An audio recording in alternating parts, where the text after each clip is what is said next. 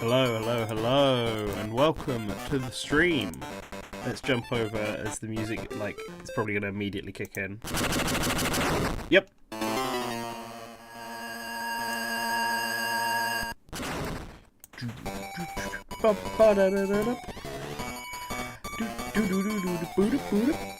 How does it sound, audio-wise, and me? And also, hello, welcome to the stream. I'm back on camera today, because I feel better. And I've got my Mario hat on, ready to play as Mario. Oh, dual audio again. Got it. How weird. Okay. I think I figured it out. Interesting, interesting. So it's just one audio now, right? Okay, you know what? Let's do this. I want to do it this way instead. Okay, so how does it sound now, noise-wise? Because I think what it was doing, right, is I've got my microphone on microphone, the microphone channel, and then I've got my computer audio on the computer channel, but then it was also putting the game capture audio through on the microphone channel on a second microphone channel. I was confused when I logged on and I saw that I had muted my audio but not my microphone. I was like, why would I mute my audio? I don't remember doing that. But this is why. This will explain it. How funny. Well, anyway, it's fixed now. I'd rather it go through the audio channel. Great. I'm glad it sounds fine.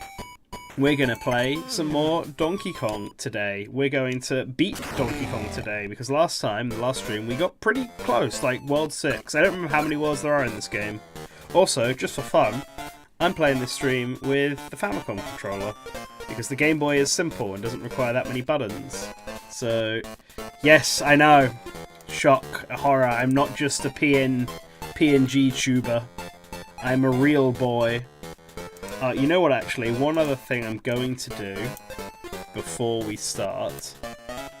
Let's move chat over to here. And then I'm going to just change my screen so that it's the screen in front of me, so that it's just the game. I should have done that already. There we go. Now there won't be like any potential input lag. Nice, you beat the game last night. Yeah, it does hold up. It's just, it's the best Game Boy game. Nintendo like peaked in 1994 and never been able to match it. Let's so we'll see how long this takes me. I'm imagining there's no way I won't beat this tonight. Like, given how much progress we made in the last stream and how many times I've played this game before, like, I have full confidence that. Oh, whoops! I have full confidence in beating it today.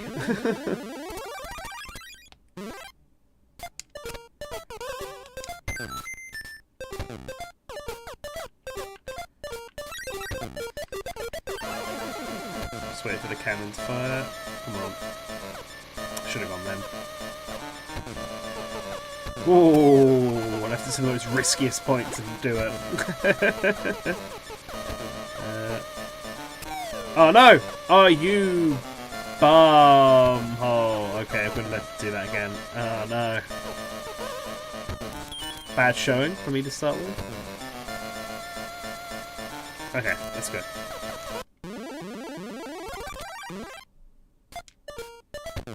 Yeah. So, how can you say that when Link's Awakening is right there? I can say it with ease because this clears Link's Awakening, I'm sorry. Link's Awakening is good, don't get me wrong. Fantastic game. This clears it though.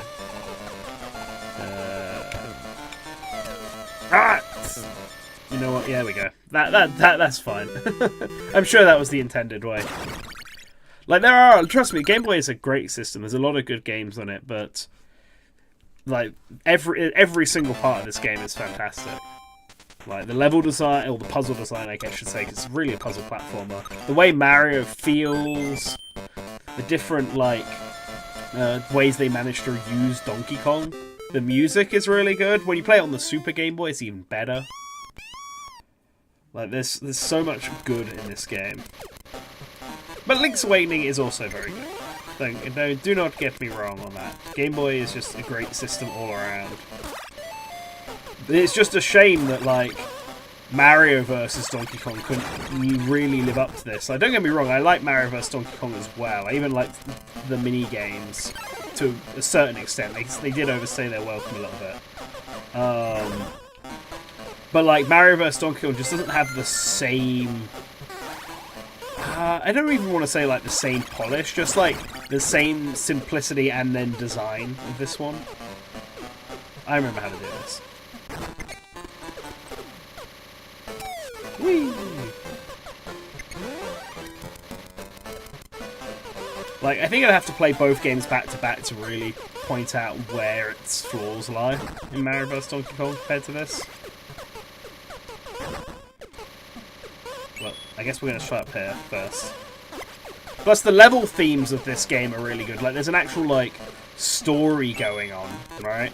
Like, in Mario vs. Donkey Kong, you just get in the minis back, and Donkey Kong's going to all these random locations. Well, not even, like, random locations. They all kind of look vaguely the same, but there's very little interconnectivity between them. Here, these are all, like, cool locales, and you can see how Mario and Donkey Kong go from each one. Like, I'm pretty sure this plane, like, crashes somewhere. Not spoilers alert. And that, like, leads into the next level. Like, there's some really good, like, connectivity going on. Kind of like the Sonic games, the classic Sonic games. Those also have very good level connectivity. Plus, a whole stage on an airplane. It's such a cool idea.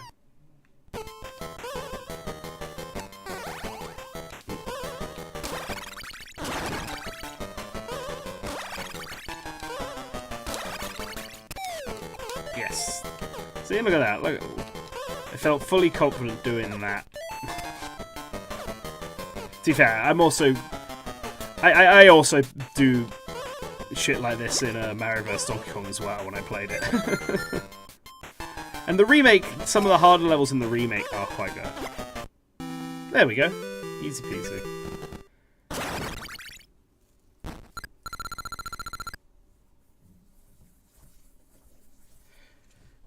Yeah, the original Mario vs. Donkey Kong has like it came out in that era where people were doing the 3D even on handhelds. Like they were taking the Donkey Kong Country approach where everything was being made as a 3D model and then turned into sprites. Like Mario Super Ball or whatever the pinball game is called also does the same thing, and I think Yoshi's Universal Gravitation does that as well. And it's like, that's fine and all, like, sometimes as a style, that's like alright.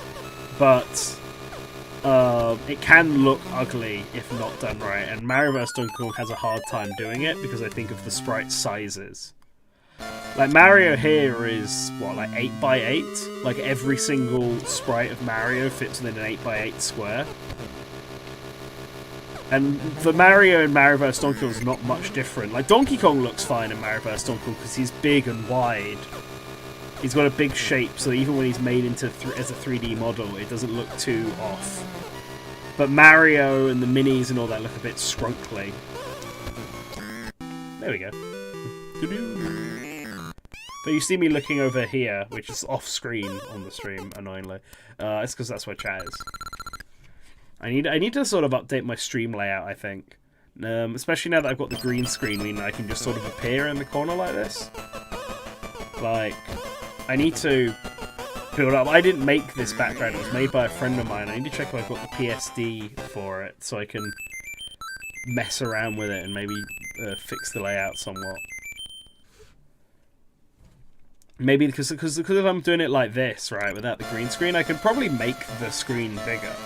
Like, for those who watched my tier list stream, I just had the tier list take up the whole stream, and then me in the corner, and then chat above. And that's how I think a lot of streamers do it, to be fair. But I like having some kind of border around, not making sure the stream doesn't, the chat doesn't block the chat and me, to be fair, both of us. Make sure we don't actually block the gameplay.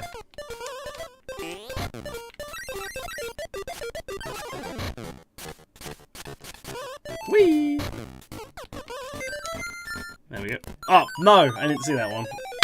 I was about to say, look at me, got all that easily. Nope. Immediate death.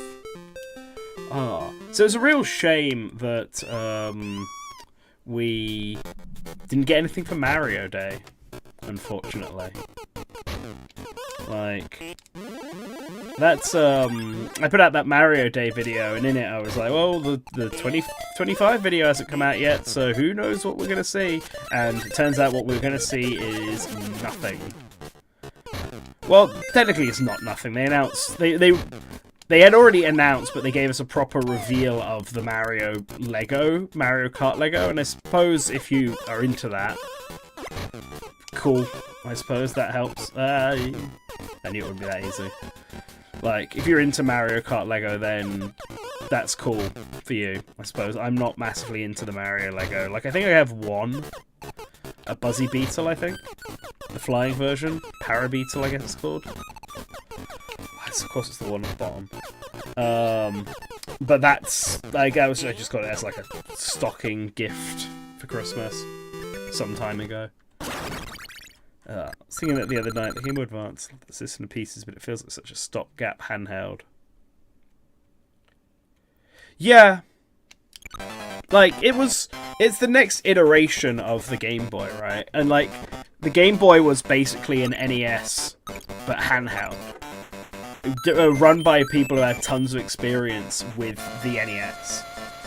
It's technically not an 8-bit platform, I think it's like a 4-bit platform. But people who were so familiar with how to make games for the Famicom and NES that making games for the Game Boy was easy. And it was fast, which allowed people to be, like, experimental. It was cheap, it was fast, people could mess around and be experimental, and everyone knew how to work on it. And the Game Boy Advance was effectively just that again, but now it was a 32-bit device that a lot of people still just use for 16-bit games. So people were now super familiar with how the Super Famicom and development on that... cheeky. how development on the Super Famicom worked, so they didn't have any issues making games for the Game Boy Advance. I can't remember if I feel like I talked about this on a stream. I don't remember if it was the last one or not. But, like, Game Boy Advance games, like, originally, a lot of them only have, like, a year development time. Like, that was a big thing on the Game Boy Advance. Like, you could get so many Mega Man Battle Networks because they basically only had, like, a year dev time each. Because people just knew how to make games for this thing.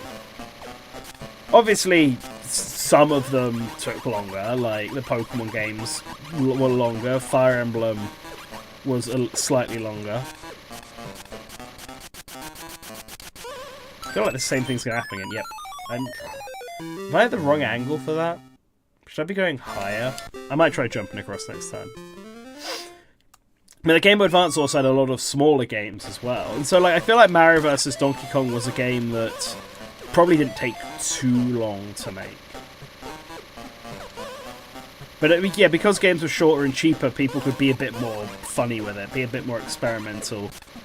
Tie-in games were also a lot more common because the mobile market wasn't around, and some tie-in games are pretty good. Like, I know... Oh, that was terrible of me. I know licensed games have a reputation of being, like, bad, but I feel like that era of between, like, 2000 and 2010, licensed games is, like, people were actually trying a lot more with licensed games. Like, there's, like, Astro Boy on the Game Boy Advance is such a solid game, and the Hamtaro Game Boy series games, both the ones on the Game Boy Color and the Game Boy Advance, are also really good. Like, way better than you'd expect them to be. And, like, if we go to consoles, you have, like, the Lord of the Rings movie games, and they were all really good as well. Spider-Man on the PS1, I suppose it's a 90s game, not a... Oh man, I'm really looking at the angle around this. Maybe I should just try it. I can't... How can I run and jump across that? Yeah, Mario and Zelda had a weird time on the Game Boy Advance. This is definitely true. Like, Minish Cap did come out, but it was super late. And a lot of, like... all the Mario Advance games are just ports of Super Nintendo games. And we also got Link to the Past, which is just a port of a Super Nintendo game. Donkey Kong also had this problem. They got the 3 Donkey Kong Country games, and then Jungle Climber eventually, but that wasn't really a proper sequel, that was more of a spin-off. Though I know, and this was definitely a Nintendo thing, because I know Rare really wanted to make a Donkey Kong Country 4. Like, part of the reason they were doing the, I'm trying to figure out where I should really be going for this. Because it feels like this is the only way I can get across, right? But I'm, like, rolling into stuff.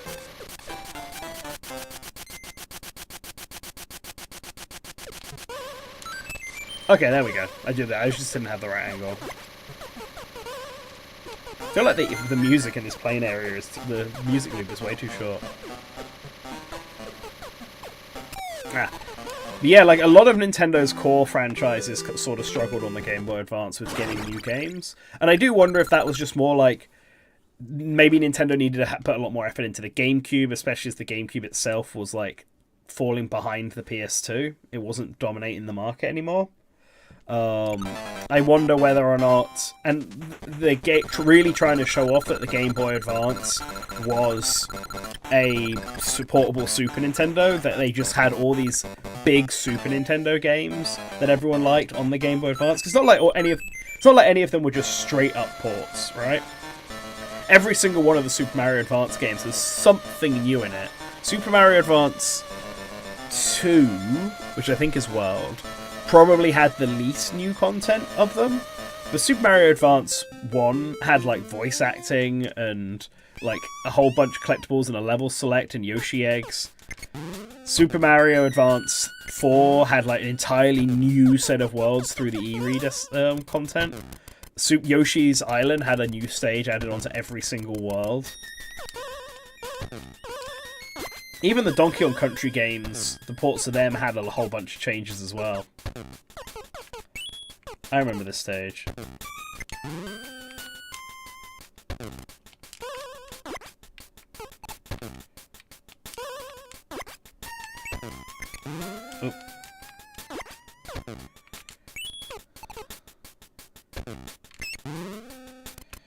Ah, damn it. And A Link to the Past obviously had all the Four Swords games as well. So, but then like other series did really well on the Game Boy Advance. So while Mario may have been lacking, like Metroid arguably had one of its best generations on the Game Boy Advance. Metroid Fusion and Zero Mission are like some of the best titles on the system. Fire Emblem as well had its big blow up on the Game Boy Advance. Binding Blade is rough. Like, you can definitely tell that that game had, like, dev issues. But Fire Emblem 7 Blazing Sword is fantastic.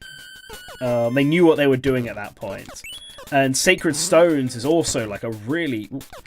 Sacred Stones is also a really good Fire Emblem game. And both of them were the first time they came to the West. So they saw a lot more attention because of that.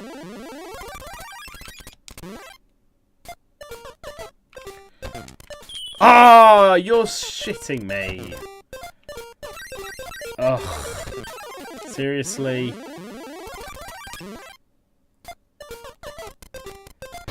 Do I want to get these collectibles as well? Or not? I feel like I should have got them the first time. Yeah, Fusion and Prime coming out on the same day, right? Wild stuff. Still not entirely sure why they thought that was a good idea, but I remember the hype around it. I remember my friend and I entered a sweepstake to try and win a GameCube and Game Boy Advance that came with Metroid Prime and Fusion, as they were both being marketed together.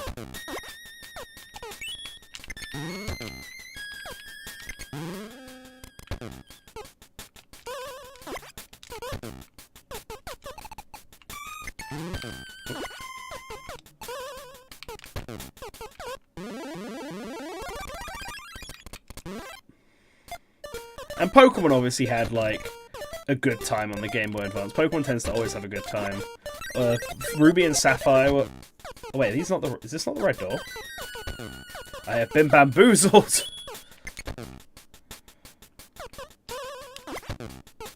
Yeah, so, like, Ruby and Sapphire are obviously both very good games. Emerald's the better one. It's the more fixed one. I never played Fire Red and Leaf Green because I kind of never saw the point in Pokemon remakes. Although I did then get Heart Gold and Soul Silver, but that's because Gold and Silver are, like, peak. But I'm sure those were good games as well. F-Zero had a strong Game Boy Advance output. It had 3 games on the Game Boy Advance. For some reason. I'm really curious.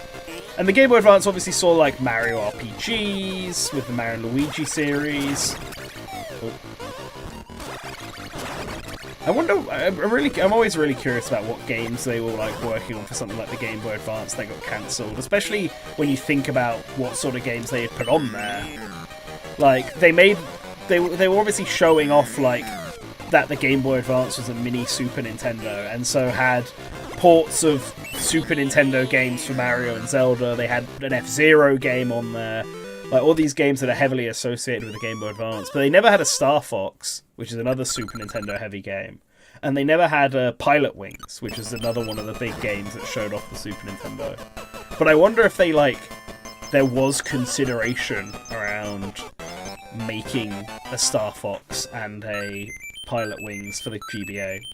I want to say if they were, we would have seen them or heard of them or had some kind of inclination that they existed at some point. But maybe not. You never know, though, right? There was nothing in the Giga Leak as far as I know, but maybe it didn't have as much stuff from the GBA. There we go. The plane crashes in the Arctic, and now we're fighting on icebergs.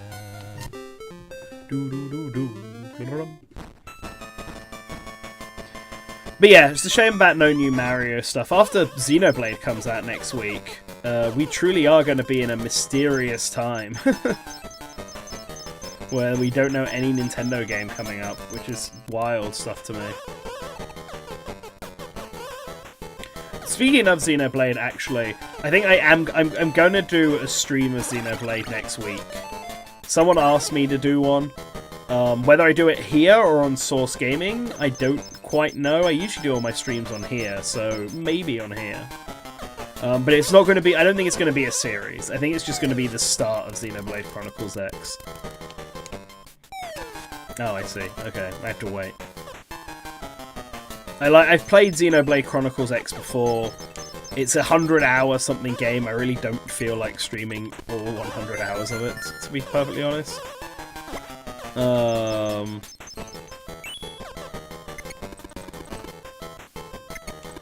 how do I get... yeah, down here, interesting. Ah.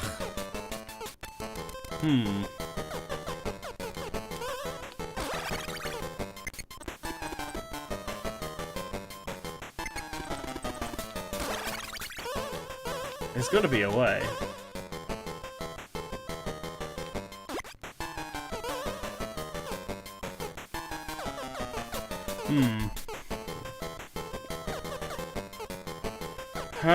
How do I get here? No. Oh wait, no, I'm stupid. I do it like that. I'm not thinking at all.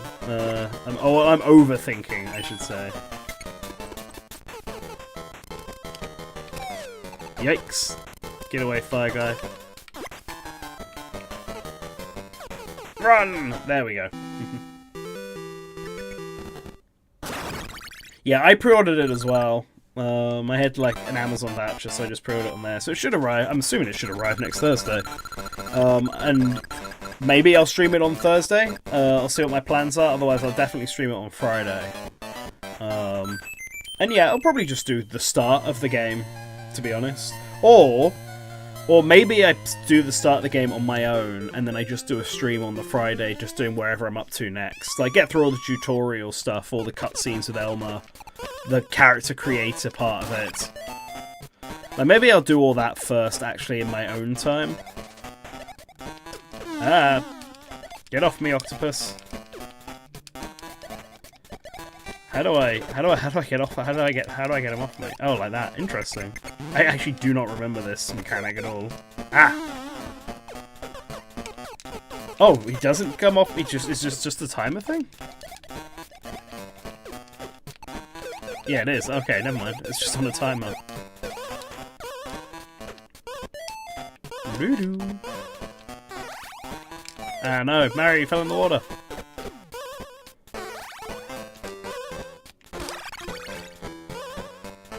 All the classic Mario enemies like Walrus and Octopus.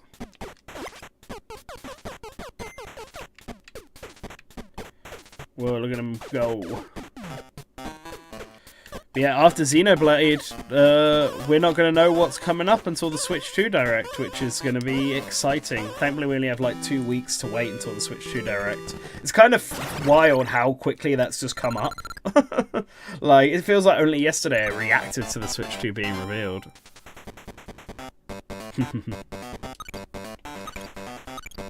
But, did you get Marco, did you manage to get a ticket to play the Switch 2? I did, so I should hopefully be playing it when it's in London, which should be good. Give a full debrief on what it is. It's going to be a hectic week for me though, because I think I have to go. There's a chance I might be in Paris the week, so it'll be like the Switch 2 Direct, and then the week after that I might be in Paris for work, and then there'll be the Switch 2 actual play test, which I'll do, and then I'll do some content around like my thoughts, etc. But then after that, I'm on actual holiday. So I'll be flying off somewhere else. So it's going to be a very busy couple days for me. Aw, fun penguins. They are dead now though, unfortunately.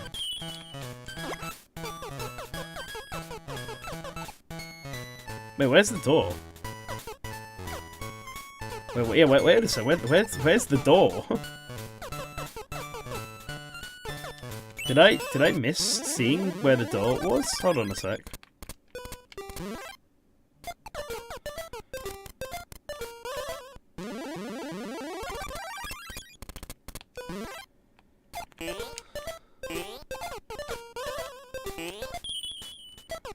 I know the door eventually starts being hidden, but I didn't know it happened now. Okay. I guess the door must be on this side, because otherwise, like... Why would they, Yeah, I guess it must be on this side. Otherwise, what's the... Like, otherwise it'd be too easy. Okay. Yeah, it's down there, isn't it? Oh, no! I'm a fool.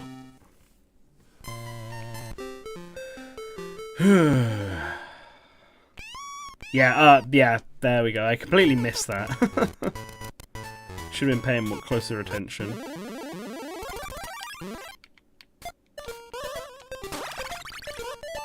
Had a busy day. I'm learning programming in my free time with my housemates.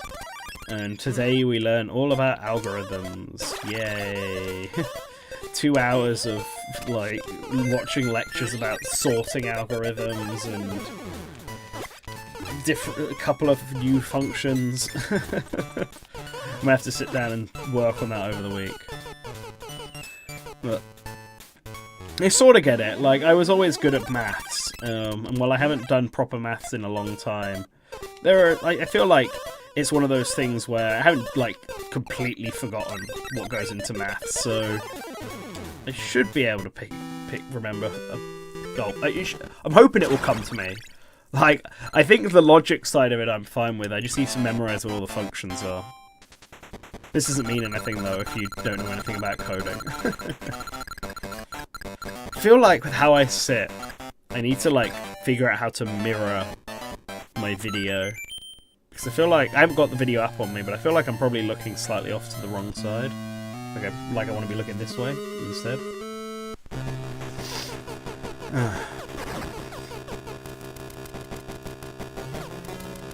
But yeah, once I do one stream of Xenoblade Chronicles, I'm going on holiday. And then, like I mentioned, there'll be a Switch 2, I'll go on holiday, and when I get back from holiday, whoa! Flattened. Like a Mario pancake. Then, once I'm back from my holiday is when I'll start Starfy 2. I think the 3 Starfy games I'm going to pace myself out over the year. I need to start Dragon Quest 3 as well. There's so many games in my backlog I need to, like, begin. Like, I got Dragon Quest 3 as a Christmas gift, and I've not yet played it, but I did the exact same thing with Final Fantasy VII and Final Fantasy VIII. I got both of them as a Christmas gift, and I've not started either of them. That was ages ago. Yeah, learn about the Twitter algorithm. If I even use Twitter anymore. Well, I still have a Twitter, but I rarely use it. In fact, I should change. I still have my Twitter in this bio, like in the stream thing at the bottom. That's something else that I need to change. Another reason to update the stream layout, because I use Blue Sky more than I use Twitter now. Like, it's just outside of looking up like certain fandoms, because there not enough people have moved over there, so it's a bit more active on them. This is usually more so around books, manga, anime, etc. Like, actually talking with people on Twitter is just boring. Like, everyone I know, mutuals and all that, are just on Blue Sky anymore, and I really don't feel like arguing with dumbasses about things that they don't understand.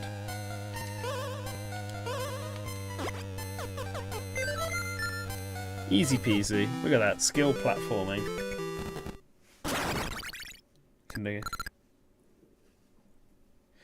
Yeah. That has been my year, to be honest. Like, I know well, in fact, we're almost 3/4 through the year.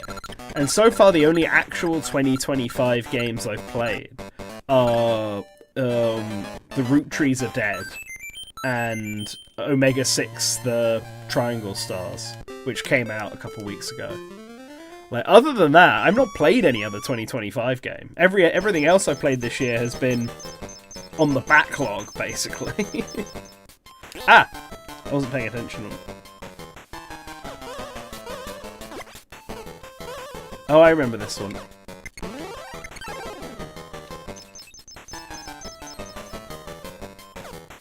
Yeah, everything else has just been something on the backlog that I've needed to play for a while. Or like I played a bunch of Christmas gifts that my friends bought me earlier this year, which are all on Steam, and were all like past games.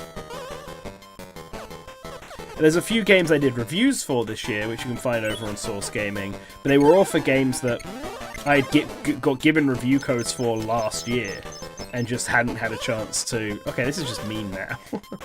They were all games I'd got review codes for last year, and just hadn't had a chance to review, and I have 2 more of them actually coming up. Fitness Boxing 3 is one of them. I really need to get on that. That's probably going to be my priority for tomorrow, actually. Now that the Mario Day video is out, I was trying to think what video should I work on next. And I probably do need to get the review for Fitness Boxing out, finally. So, I think I'll work on that. Well, I should have seen that coming.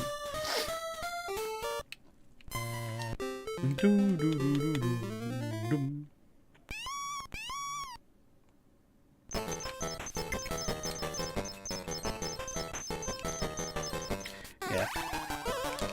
Ah, silly. I should have run over to there before. Yeah, the thing with Twitter is like growing up, I didn't have it, and it was a choice not to have it because I knew that if I had Twitter, it would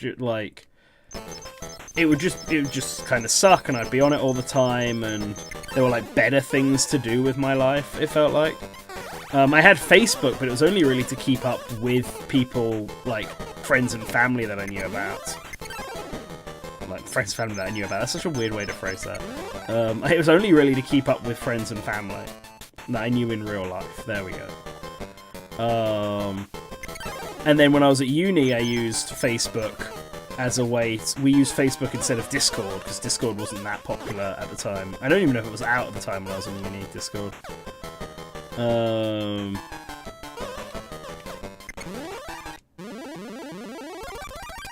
I remember what we're going to do here. Oh, whoa, no.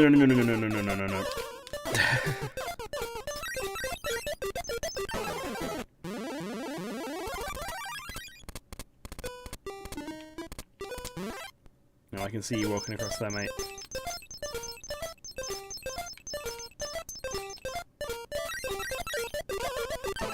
Oh.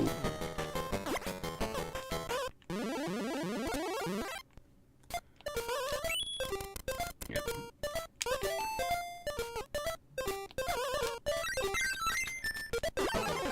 Yikes. I messed that up.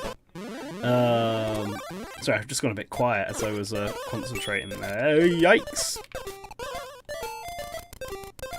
Yeah, so what I'm trying to say is I basically only got Twitter to stay up in touch with gaming people when I started doing gaming journalism.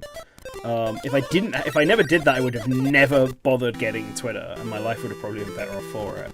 And now the only reason I still hold on to it is, well, it was because I knew people on Twitter, but now most of them have moved over to Blue Sky, so it's really just... I don't want to get rid of the account because there's still stuff on the account, like art and information. Like, it's still... Twitter is still a useful source for information when doing research and stuff like that. Like, a lot of stuff happened on Twitter because it was the biggest social media platform. So it's still good to keep it around from that perspective. Ooh, excuse me. I just didn't feel like using it. I've had a very long day today. I've been ill, because I was ill all of this week with the flu.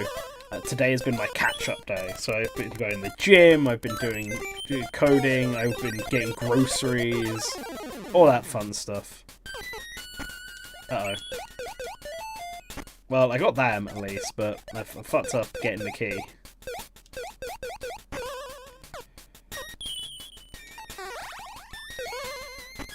Oh, I remember this. I remember what you gotta do here. Because Mario will sync with the key, so...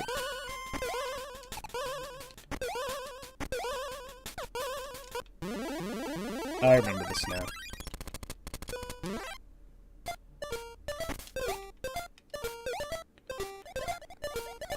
Yeah.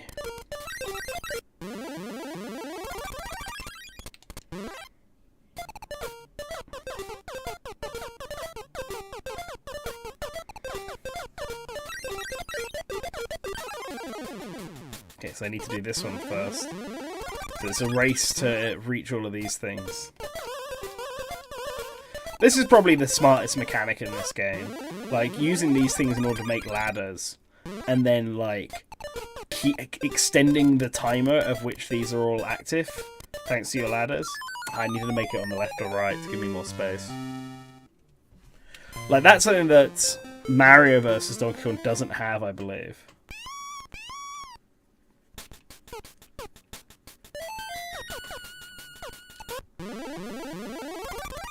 May as well try to get more, right?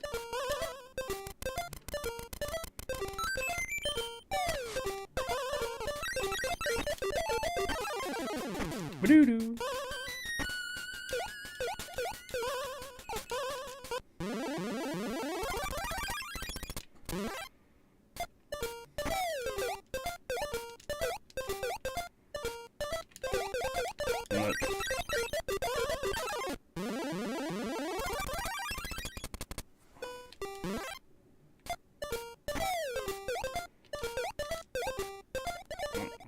Give it out. Okay, gonna ride this guy. Ride this guy to victory. Okay, now go, go! Run, Mario, run!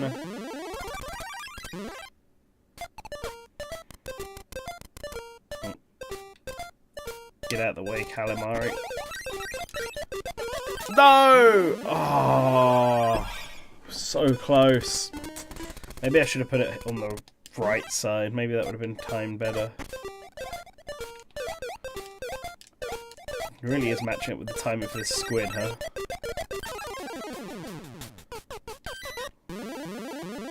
I wonder how easy. Now that I'm thinking like a programmer, I wonder how like the programming for this game works. Like, I don't know what language Game Boy games are written in. And I wonder how easily replicable it is in, like, how easily replicable it is in, like, more modern game engines. Specifically Mario's movement, because I feel like that's the part you need to properly replicate, is all the different movement options you've got for Mario. Good Saturday to you too, Ivan. How's it going? Did you manage to fill out the Super Mario Super Poll? In fact, you as well, Marco. In fact, everyone watching, have you filled out the Super Mario Brothers Super Poll yet? It's going to still be open for a while, but I want to get as many people filling that form out as possible. So I need as many of you to fill it out as possible. There we go.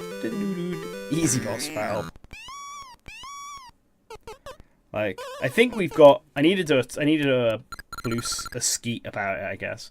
Like, I'm pretty sure we have over 300 respondents so far, but I want to at least hit 1,000, so ideally as much as possible. I need to start posting it in some other places.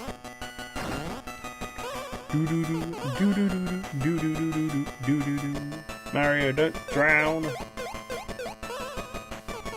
You're a jump man, you should be jumping.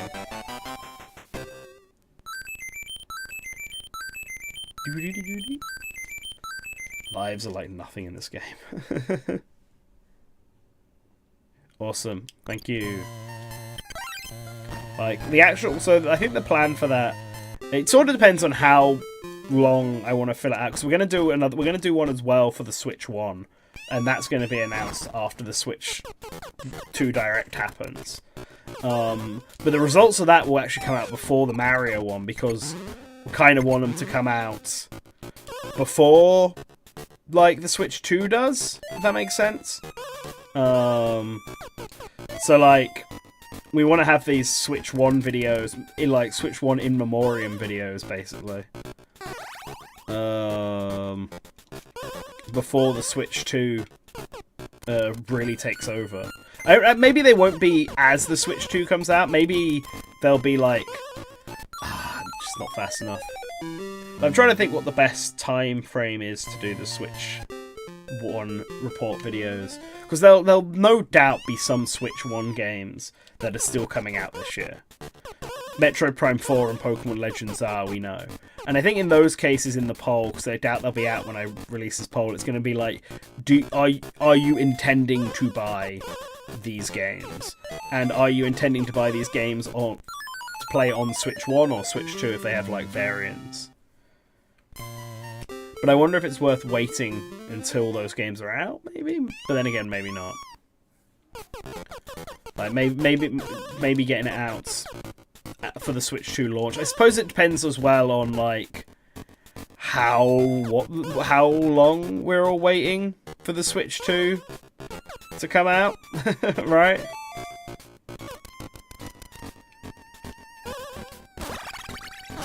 Ah, I thought I could maybe jump up there. Cheeky. Nope.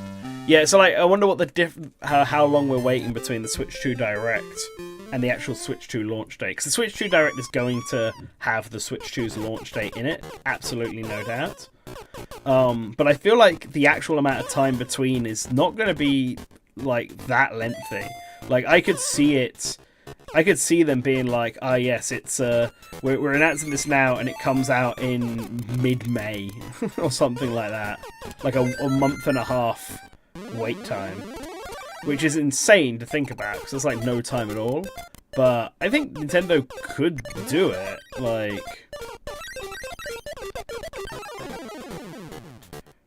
I don't necessarily see an argument for why they can't do that, because they've already announced it, people are already hyped about it. Like, the Switch 1, if I recall correctly, didn't have that big of a time difference between it, so...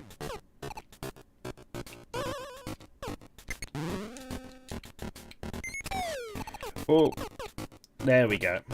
Gonna ride the icicle down, Mario.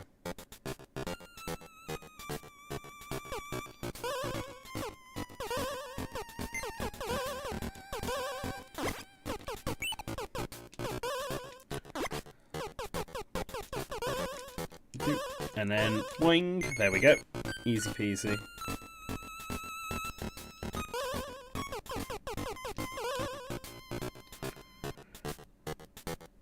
A few years ago, I wanted to fill out the Mega Smash poll and I couldn't, there was a video promoting the poll, only in the issue. I think we definitely did do a video promoting the Mega Smash poll. Like, I remember recording it. It was one of the few videos on Source Gaming where I actually showed up in person. So I definitely it probably just got lost in the shuffle. Like, I haven't actually made a post for the Super Mario one on the Source Gaming website. I need to do that. Like, obviously Phantom made the poll on the Source Gaming channel this time around. But I'm pretty sure, like, you can't find the Mega Smash poll video now on Source Gaming because I unlisted it, because there was no point in having it up when the Mega Smash poll videos, when the poll was closed, right? And the same thing will happen to the Mario poll video as well. Once the results of the Mario Day poll come out, there's no point in having that video up anymore, so we'll just take it down. But I'm pretty sure I made a video for that. If shipping leaks or anything to go by, the release is probably closer than we think. Yeah, no, I think it 100% is. Like, I've been saying, and I'm pretty sure I've said it in previous streams as well, that, like, my prediction for when this, for when the Switch 2 comes out is, like, late May, beginning of June. Mid-June would actually be my preference, just because at that specific time period of late May, beginning of June, I'm, like, super busy. It's another jetpacky time. Like, there's a chance I might be going to America in late May, and then I'll be coming back, and then, like, immediately flying to Amsterdam, and then getting back, and then immediately flying to, like, Helsinki, I think.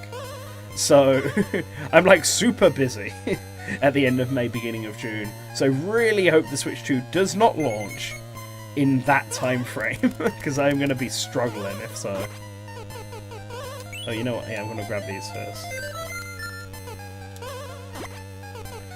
So mid-June would be preferred, but I will also accept mid-May, because then I can, you know, get it and play it before. I can get it and play it before it comes out in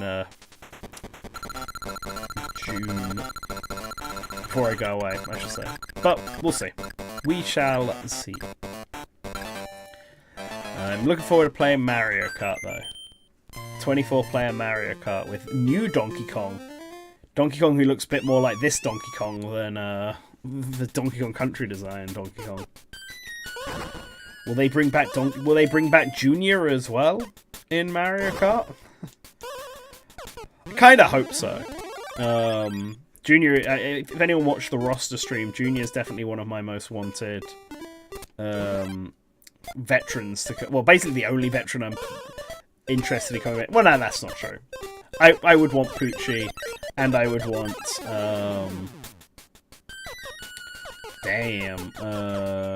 how do I would want Poochie, and I would want yeah, I want a lot of veterans actually. Poochie, Honey Queen, King Babom. I would be perfectly fine with having all of them make it into a big Mario Kart game, not just Tour 7.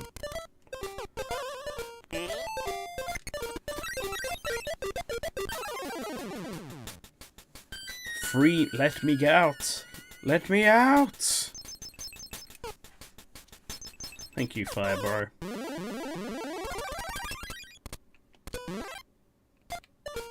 Oh, I missed. Oh, well, okay, I'm glad Mario survived that.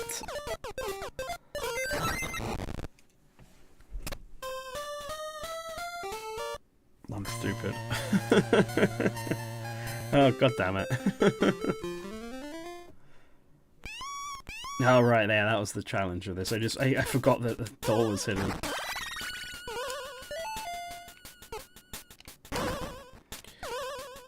Yeah, I'm sure they'll reveal some of the new characters, though, in, well,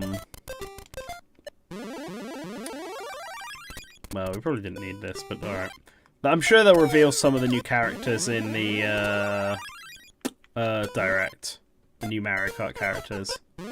Like, I do wonder who's new that they're adding, because they can't just have... It'd be fun to have every character come back, but they can't just have them and then bring the tour characters over and call it a day. Like... And they've really gone through most of the standard Mario characters. So, like, I wonder who they do. Do we finally get more Kongs? Like, we're gonna get Cranky Kong because of the film movie and stuff like that.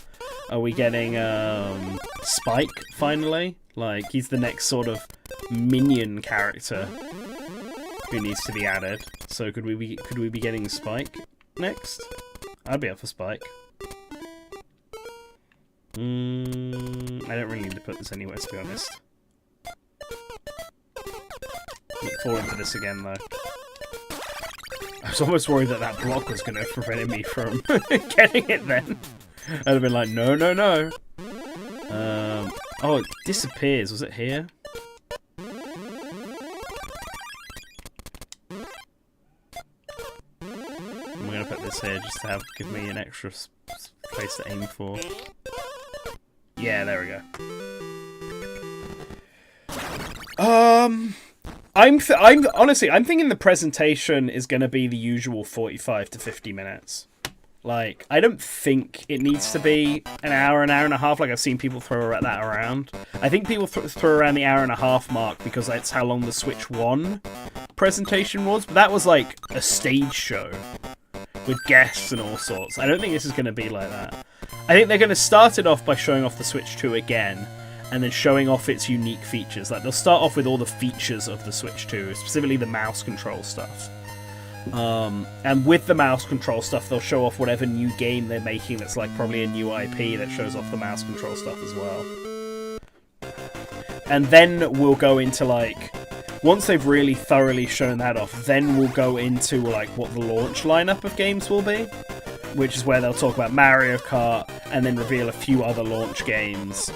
And I've been saying this about, like, on Discord, and people seem to disagree with me, but I really don't feel they're going to show us a lot of stuff beyond what they've got planned for the launch of this thing.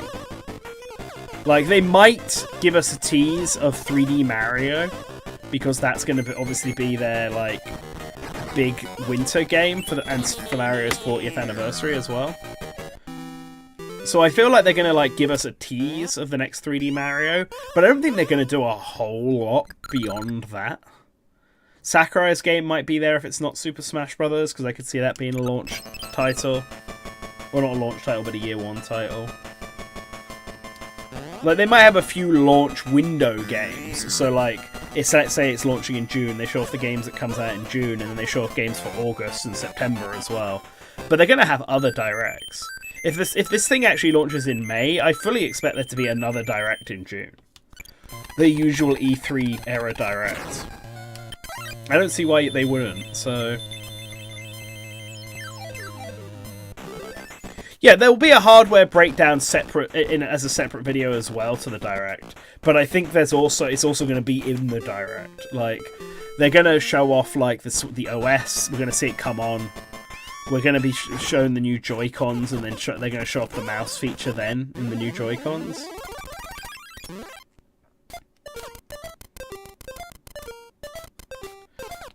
Like, they're going to start by really showing us like what is different about the Switch 2. Because right now... Plonk, I'm dead. Right now, the Switch 2 does just look like the Switch 1, but blacker and bulkier. So they need to show off whatever gimmicks it has, and mouse mode seems to be like 100% be a thing. Ooh, sorry about the yawning, guys. But there's got to be more to it than just that. They got to. I know they'll spend a good chunk of time showing us whatever the C button is, because we know the Switch Joy-Cons have a C button, and we know that that C button was like purposely hidden from us. Like it was like so. Oh, I can't put it there. I guess I can't put it in the water. Like, we know that it has a C button, and the C button was, like, purposely, like, airbrushed out of the Joy-Con, in, like, that reveal trailer.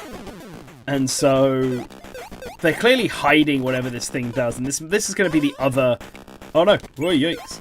This is going to be the other big feature of the Switch, whatever C does. And it sounds like, based on rumors, that it's going to be some sort of, like, social hub thing.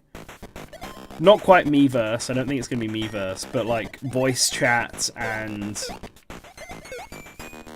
being able to share. It's going to have voice chat, it's going to have being able to share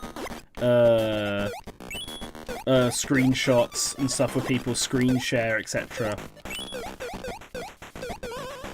Like, it's going to be all that kind of jazz.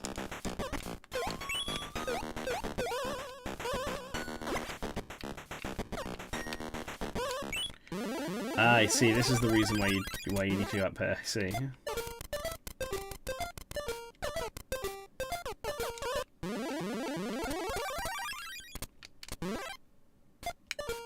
Get out of the way, you stupid rat.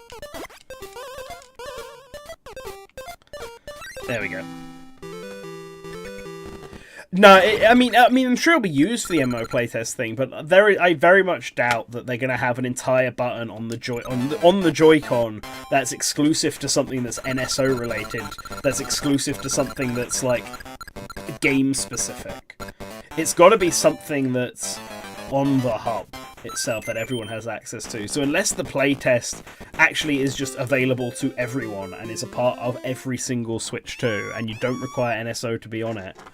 And, like, unless it's something like that, I don't think it's exclusive to that. I'm sure if it's a social hub, then that means it will, almost certainly be related. Yikes!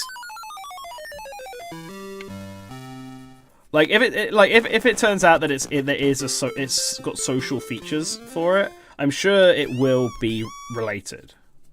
But I'm not expecting, like...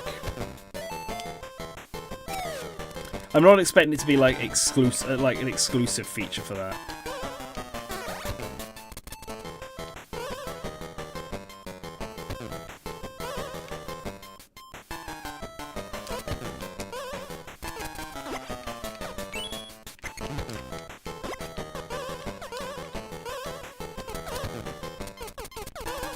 Okay, you guys stay the hell away from me. Hurry up! No! Oh my god, this sucks. No! Oh. I hope so. I hope Street Pass comes back. But yeah, I expect this presentation to be about 20 minutes. It's going to be about 50 minutes long. And 20 minutes of that 50 minutes is going to be spent... Oh, you bumhole. You want me to get out of there. 20 minutes of this 50 minutes is going to be spent on hardware. Talking about what is different on the Switch 2. Not really. They might show off one game, like if the mouse controls has its own, if it has its own Nintendo Land, that the mouse controls are like vital for. It will spend time showing us that within those first 20 minutes, I should specify. But I don't think we're not going to see like Metroid Prime 4 and all that until like the second half of the presentation. So really, if you want to compare it to a regular Direct, that's mean, that is. Like, what the hell? Oh, he was right there as well. Oh, cry. Oh, yikes.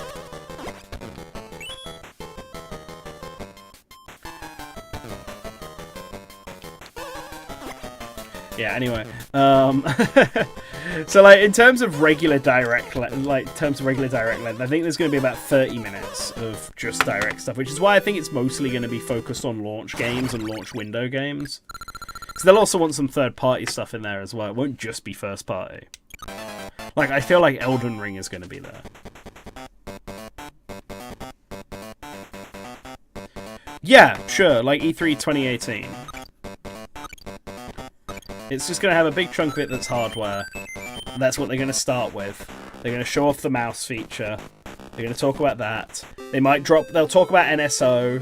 The playtest will probably come up then, but they might also talk about like NSO stuff, because I feel like along with the mouse, like revealing that it's got a mouse thing, the obvious thing to reveal with that is Mario Paint and Mario and Wario coming to NSO. Like, exclusively on the Switch 2. And it uses the mouse controls.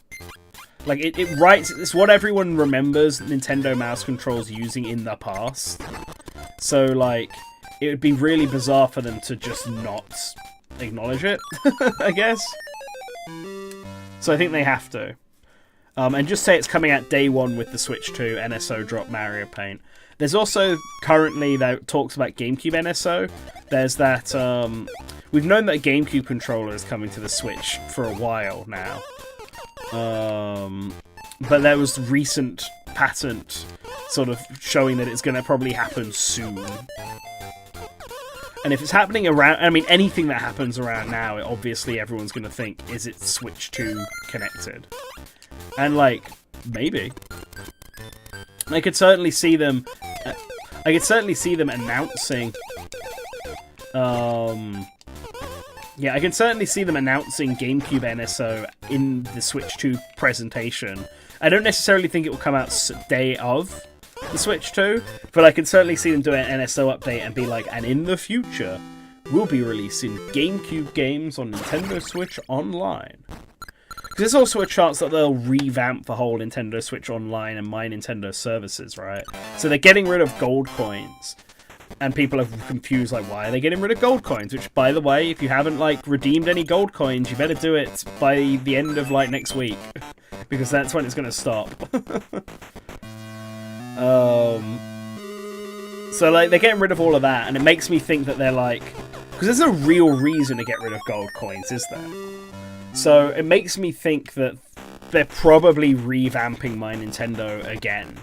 Whether they keep the My Nintendo name or they do just give it something else, like how they've changed it in the past from Club Nintendo, etc. Who knows? But they're clearly like working on a new iteration of it. So it's a question of like, will they show that there? And if they do show that there, what are they like? What are they also showing off like with it? What is the replacement for it? And how does this affect stuff like NSO and other current Nintendo community features that they've got? Forgot what brought this up actually. I probably have answered my question. Oh no! Did he name his child Luigi? To Luigi?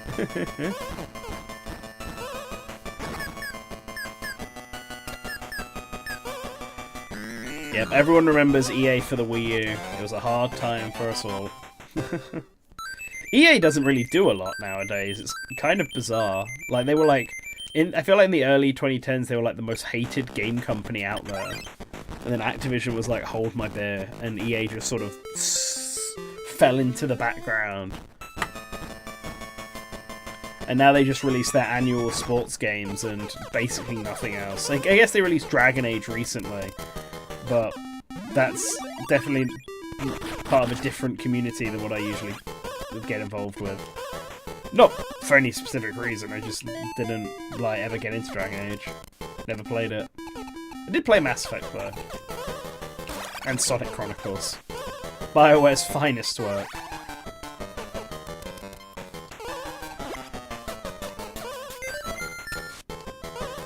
Oh right, I do need to break that bricks. Okay. I see.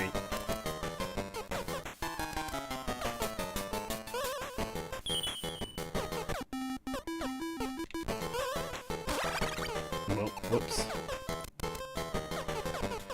Can I, like, do it here if I do that, and then...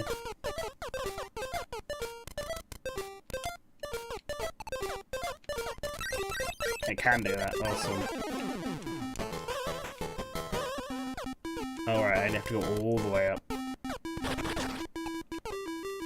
Ah! It doesn't kill these guys? Oh, I actually have to destroy that as well, because I can't get down. Ah! I thought I could just avoid that. Thought it was just for their life. Ah, pain. Right, okay.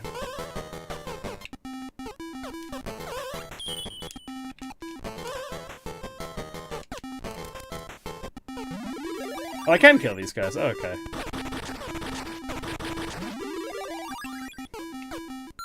Oh, you...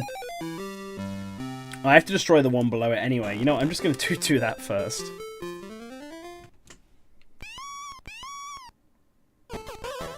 The main thing I remember... Are we talking about E3 2017? Or the Switch 1 reveal 2017? Because, like, if I remember E3 2017, that's, like, the Mario Odyssey year, right? So that's when they had the dinosaur come up at the start, and everyone was like, what's that? Is that Monster Hunter? That doesn't look like a monster. And then it's the fucking Mario cap shows up.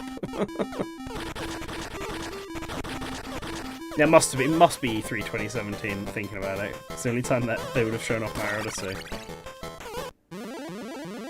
That was such a good E3.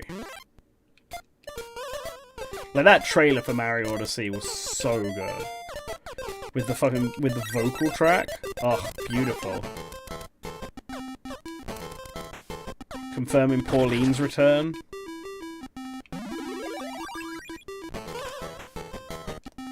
So good. And we're just gonna leave this guy.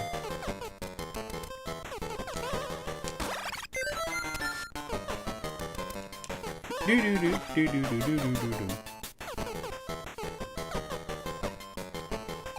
Yeah, there we go. Yeah.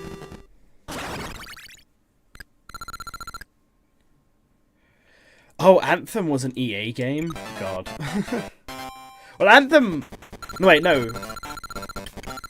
Anthem was the Destiny-like, right? Who were the developers of Anthem? Was it BioWare? Can't be BioWare. Surely not. Like, if I remember correctly, the problem with Anthem is it was basically just like a worse version of Destiny, which had already come out. It was trying to be a looter shooter, and just didn't do it successfully. The Concord of its day, but with significantly smaller budget. And significantly longer, like, time in the marketplace. Poor Concord, man. Like, yeah, everyone laughs about it, but, like, people spend a lot of time working on Concord. I feel bad for them. I feel like making a hero shooter, though, was maybe not the smartest business decision, given how many of them were in the market. Like, it made sense, I suppose, at the time when Overwatch came out, but I feel like it's like a case in the a sunk cost fallacy. What's the word I'm looking for here? Not case. Like a warning about the problems of the sunk cost fallacy. Because, like, clearly, there were people who would have known at whatever the studio is that's made Concord, that game was, like, way too late to market. Like, they had to have known that, oh, the hero shooter industry has, like, it's still going, but it's basically all congealed into, like, 2 games, Overwatch and Marvel Rivals, which I suppose hadn't been announced had been announced but wasn't out when Concord came out, so nobody knew how it was going to do. But it was basically just Overwatch. And yet, I guess they thought they could try and get in there in a place where, in a market where every other Overwatch, well, I threw that off screen. Every other Overwatch type had failed. And I suppose it requires a lot of confidence. Maybe they just had the confidence for it. But equally, there must have been some part of them must have known, like, oh, this is, we are, like, way too late to the party on this. We have to really hope it jives with people. And it, like, didn't at all. Like, I remember, I watched that trailer, I was thinking, oh, it's like Guardians of the Galaxy, but like, you know, an original version, and the Guardians of the Galaxy game was, like, people really liked that game, so, like, you know, even if it is a bit derivative, if it's a strong single-player game in that style, it'll probably do pretty well. And then it turned out to be then they showed off the gameplay, and it was a hero shooter, and everyone I was in the room with was like, oh, okay.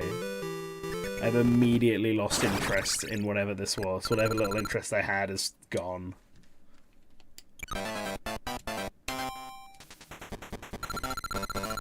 Yeah, I mean, I don't... Like I just sort of said, Ivan, I feel like the problem is people don't care that much about hero shooters anymore. Like, even Overwatch lost a lot of its fan base. Marvel Rivals has managed to pick itself up, but it had the Marvel IP behind it. Like, it's like stuff like League of Legends and Dota 2, right?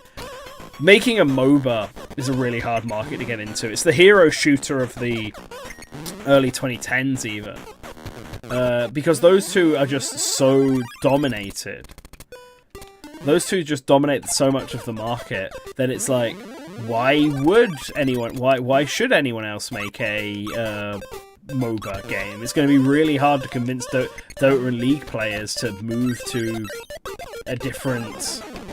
It's going to be way too difficult to convince Dota and League players to move to a different game when they've spent so many hours on these ones. So the market's there. So you have to try and... Oh, come on! I feel like I got ripped off. So you have to, like, convince people who weren't already in a MOBA, who are maybe getting bored of the MOBAs they were in, to jump ship to a brand new one. And it just... Unless you had something like Pokemon Unite, which had the Pokemon IP behind it to bring in new players, you were gonna really struggle to get people to pick up the game.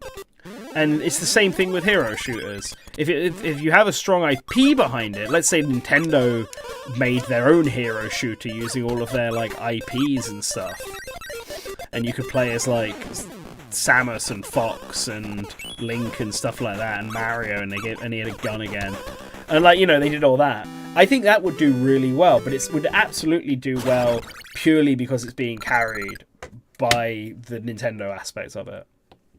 If Nintendo were to make an original hero shooter IP on the Switch 2, it would have to look really good visually, like art style wise, in order to try and hook people in. Nintendo might be lucky in that they have, you know, people like me who are like diehard Nintendo fans who I don't care about hero shooters, but I ain't gonna sit here and pretend that I wouldn't play a hero shooter Nintendo made just because they made it. I probably wouldn't play it for very long, but I would at least give it a try. Probably play it for like a month or so and see how I feel after that. I'd be lying if I said I wouldn't. But I'd like to think the art style would be the thing that keeps it going for the longest time. And Nintendo are very good at art style. Like ARMS has a very good art style, and I feel like they really dropped the ball in how they should have been presenting ARMS. Like, it was a fighting game, and it had suffered the same issue a lot of fighting games at the time did, where they just didn't have as much content as they probably should have. So like it was very short, and you got bored of it quickly. But the character designs and the character art and the art direction of ARMS was solid. And if they had gone into ARMS marketing with like a Team Fortress 2 or Overwatch style marketing, where they gave every one of their characters like a trailer that sort of like a short trailer that was basically all CG that just showed off like what that character's personality was, what I think they wanted to do with the comic that they had planned for it, I think a lot more people would have been into ARMS. People would have picked it up just based on that, because ARMS isn't a hero shooter, but it had the energy of one. But Nintendo like really dropped the ball in how they marketed that game. Maybe it's because it was a new IP and they didn't want to invest that much money into it, like, you know, to make a bunch of original CGs like they do for Smash Brothers. But I think they absolutely should have to. They like 100% should have put that effort into ARMS in order to try and sell it, because the appeal is the characters, or the characters are at least a strong part of the appeal. So this all brings it back to Concord, I guess. In that, it's going the wrong way. This all brings it back to Concord, where a big part of Concord's issue is like the character designs and the art designs. It doesn't have a stylized art design. It has a very realistic looking art design. Like even Marvel Rivals and Overwatch have a stylistic look to them, whereas Concord has a fairly cinematic, real look to it. I mean, like people compared it to Guardians of the Galaxy because it looked like Guardians of the Galaxy in terms of like not just because it's aliens and the funny dialogue and stuff, but because like the way the characters actually looked like they were just looking at the MCU. But then the actual character designs themselves are not the strongest, to put it nicely. Like, some of them do just have that I am man, but I am green man, and that's how you know I am alien. Because I have green skin, and real humans don't have green skin. It's like, I mean, yeah. I suppose it's like the most basic of, oh, whoops. Oh. Yay! I don't think that was meant to work like that, but I did it. Yeah, exactly. I feel like if you can take a character and then just change the color of their skin, and then that makes them feel really boring and generic, then that you don't have a good character design. I'm sorry. You should be able to take any character, change the color of their skin, change the color of their hair, and still have them look good. Obviously, if you make them have garish colors, then that's a different problem altogether. And that's the problem Concord had. I feel like I can't say I'm an expert in the Concord, like I can't say I've looked super hard at the whole cast of Concord, but I remember seeing some images of them, and some of them definitely had like really bad color coordination going on. Really outlandishly garish looks to them. It just didn't look appealing. Like, as someone who does try to do art and is always trying to learn, color coordination is super difficult to get right. And Concord absolutely failed on getting... come on. Concord, like, definitely failed in getting the right color coordination going.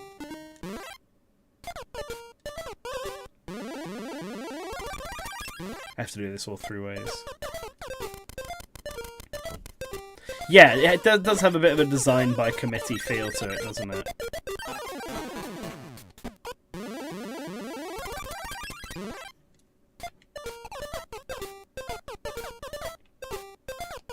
No, I know, it needs to be here.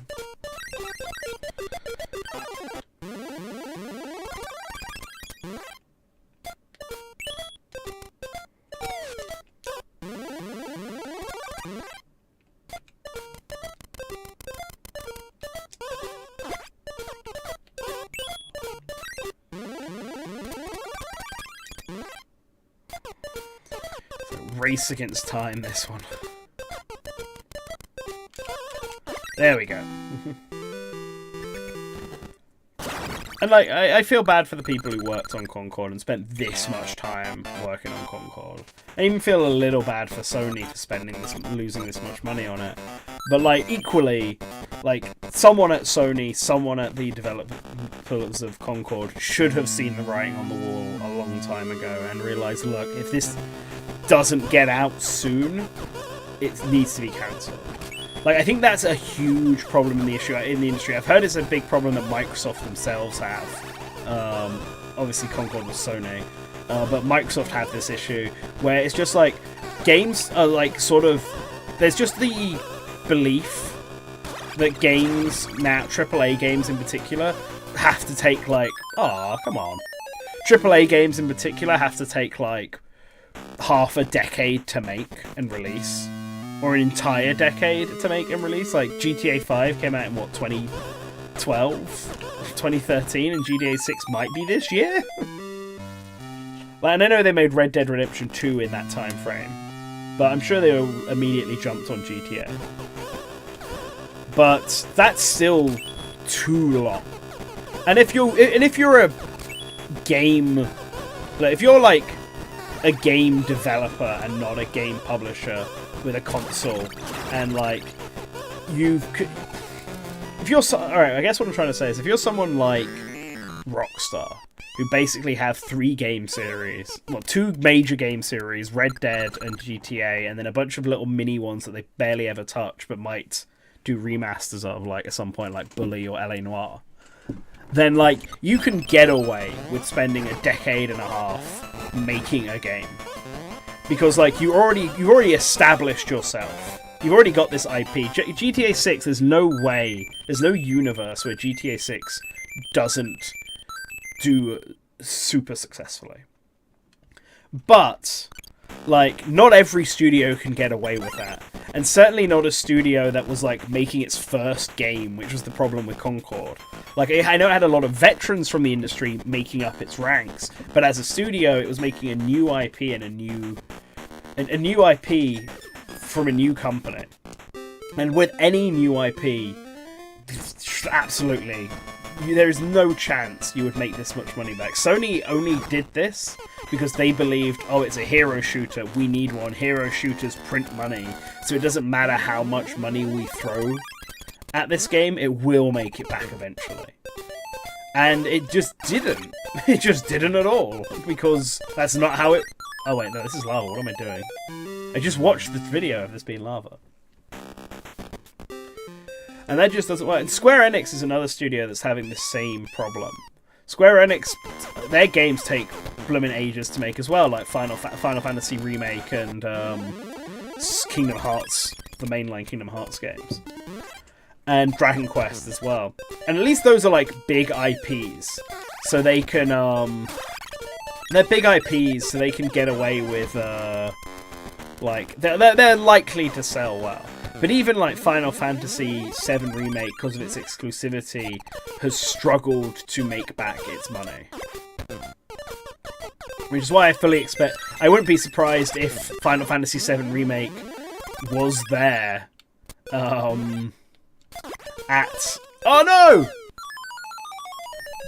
I wouldn't be surprised if Final Fantasy VII Remake was at the Switch 2 presentation, to be honest, and revealed to be like a Switch 2 launch game or something.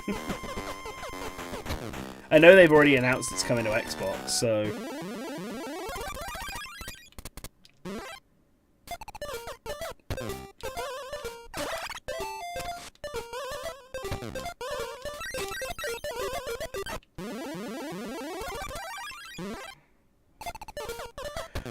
But yeah, the Final Fantasy VII Remake in particular didn't make back its money thanks to its exclusivity, and especially the second one, Final Fantasy VII Rebirth or whatever, because like that game also took ages to come out, and like less people picked it up compared to Final Fantasy VII Remake. 'Cause Remake had the fun thing of like appealing to the original fans of 7. It was a nostalgia thing. It's the Crash Bandicoot Insane Trilogy thing.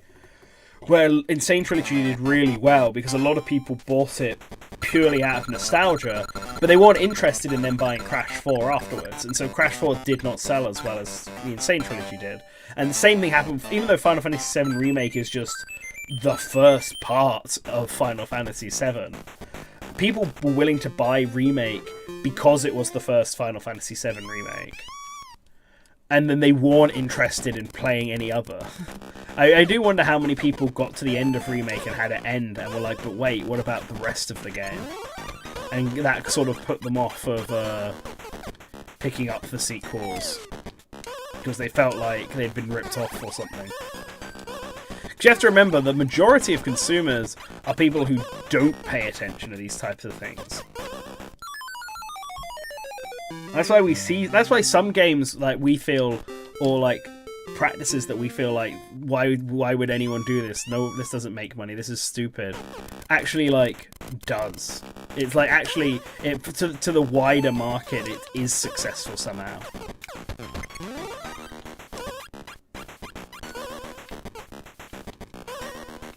Gamers are out of touch, is basically what I'm trying to say, with what the general community, with what the mass market wants to see, not the general community. But it's fair. It's same for anything, not even just video games. People like to point at like the loud minority, like the people who complain or being the minority of any particular group. But it's basically every group. It's basically the internet is the loud minority, because a vast amount of people out there do not spend their time on the internet talking about their hobbies or getting super or getting super invested into this sort of stuff.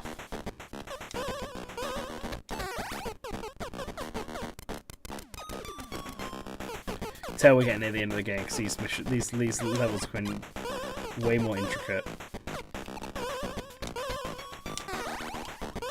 Let me see.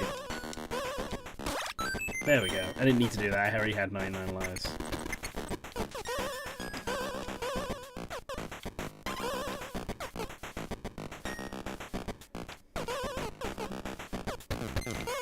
Ooh, I almost jumped too much then. Yatta! Now just to get to the door.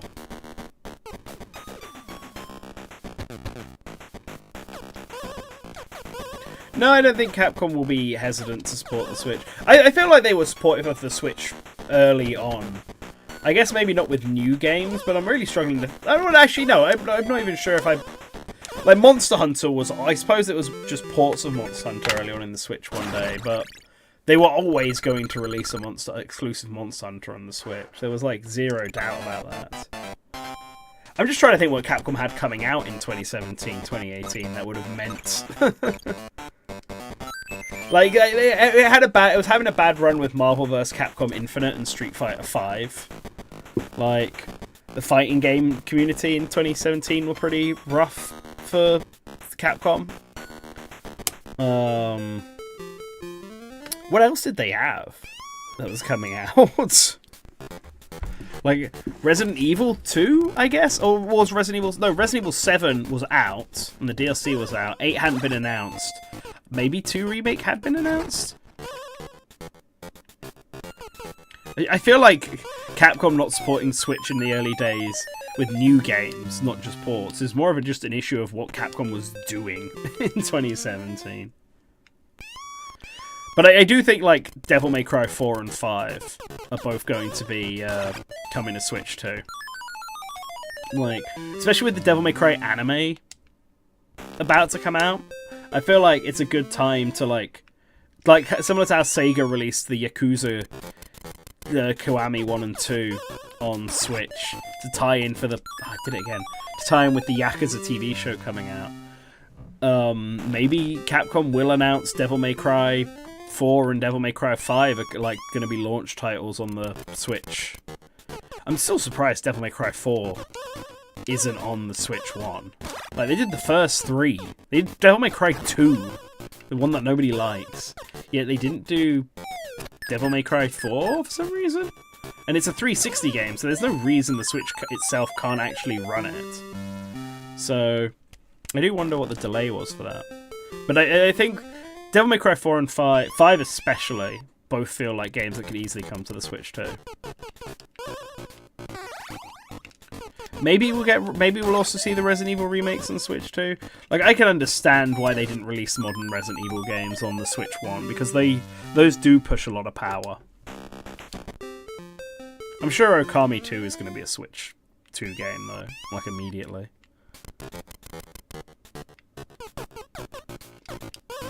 Yeah, Mega Man 11's like designed. I think part of the issue is that a lot of the Capcom games that are thought of as Nintendo games weren't being made then. Like, except for Street Fighter.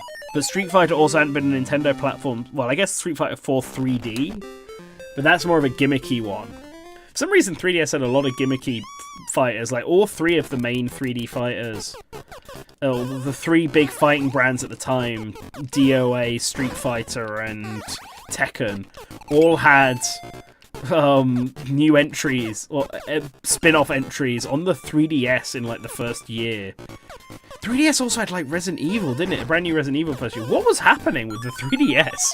What was so appealing about the 3DS that made all these, like, big Japanese publishers decide to just make exclusive games for it? Was it because the DS was just really popular? I don't know, there's just so weird thinking about this now. The DOA game, the Dead or Alive game on the 3DS was pretty good though. Like, it was like a retelling of the whole DOA story. So as someone who actually, like, played DOA but had, like, no clue what was happening, because I only played, like... Oh no! Because I only played, like, DOA 2 and DOA 4 and didn't play DOA 1 or 3. Dead or Alive Dimensions was a great way to find out what the heck was even happening.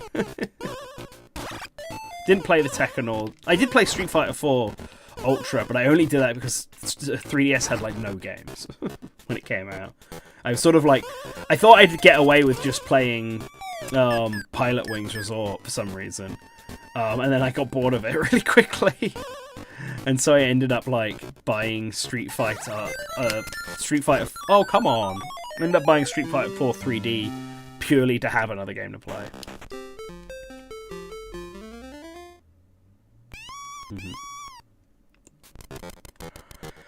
Well, no, the Switch has been such a dramatic success, and the...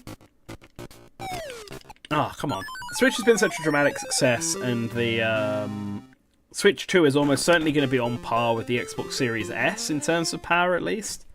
So there isn't much of an excuse for any developer to not bring their games to Switch 2 anymore. Even if it's just a weaker, watered-down version of the game instead of the big one. Like, that is fine, just to get the game on there. As long as it's not, like, broken.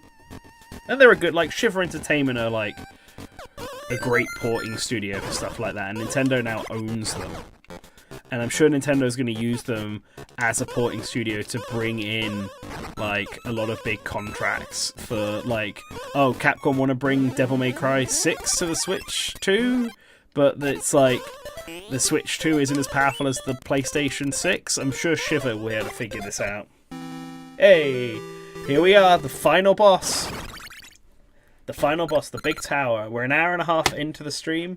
This is pretty much as I expected. Let's do this.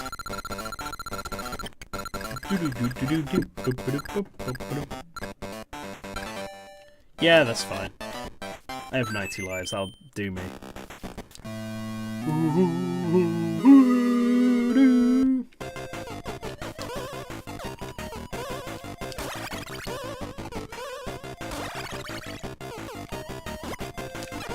I suppose this isn't the final boss, is it?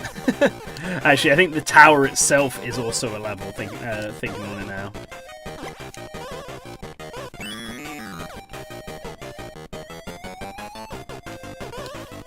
Ah, man, I should have just stayed in the middle. What was I doing? Sort of fighting the winds. Yeah, actually, now that I think about it, I think the final tower itself is a world, so this isn't the final level yet. Final boss yet. Ah, I missed. Whoops. Do-do-do-do.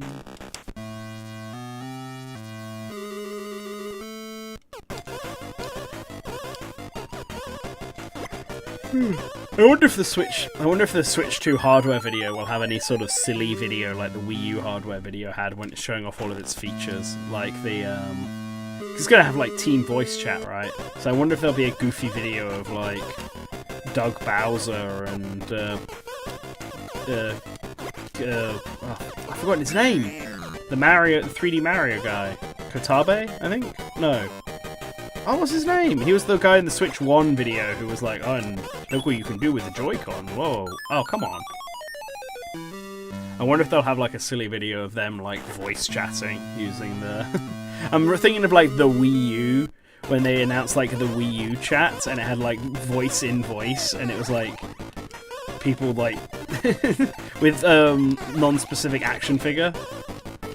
Such goofier times. Nintendo just don't do it like they do. Koizumi, yes, that's who I was trying to remember. Thank you. Nintendo just don't do it like that anymore.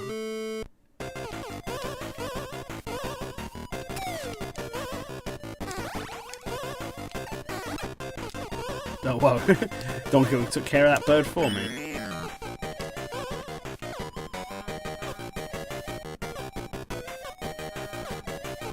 Nah, come on.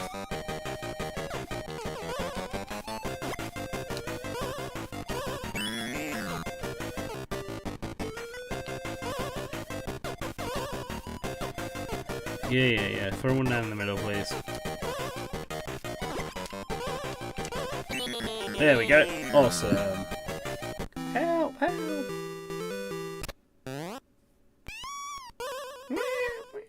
Sounds like a cat, Pauline. Here we go, the final tower. There are 9 worlds in this game.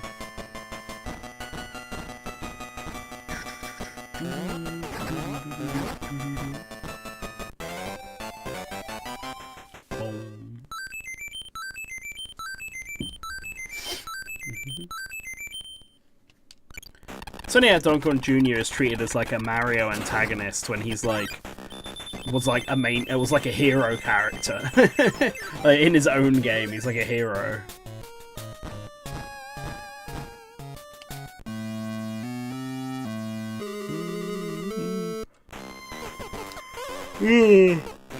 Excuse me, I'm yawning constantly.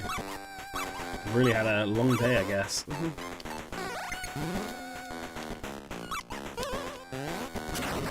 Yikes! Mario pancaked again. Boom, boom, boom.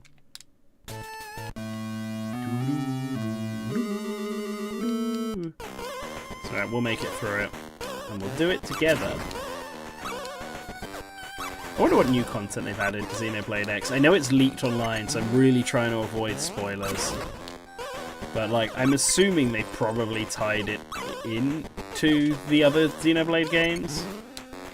Like, X originally was meant to have its own continuity, but considering how the Xenoblade series has evolved since then, I think 3 very much tried to tie everything together, so I feel like whatever new stuff they've added into X is going to tie it back into either Xenoblade or Xenosaga. That's something I want to see on the Switch too. I really want to see ports and or remasters of like Xenosaga 1, 2, and 3. Like, those games are just ones I completely missed out on. I should have just kept going under it. Those are games that I completely missed out on growing up. But like, after playing Xenoblade, I'm super keen on giving them a try. I say all this. I still need to finish playing Bat and Kaitos. I got the Bat and Kaitos 1+2 collection that Bandai Namco put out, and then I only got like part way through the first Bat and Kaitos. And when I say part way, I mean like a few hours through the first Bat and Kaitos. I did not get far in that game. I was enjoying it. Maybe it was just the time I got it in. It's hard to find time to play 100-hour-long RPGs, let alone 2. Like I said, I'm still struggling to play Final Fantasy VII, the original, let alone the remake.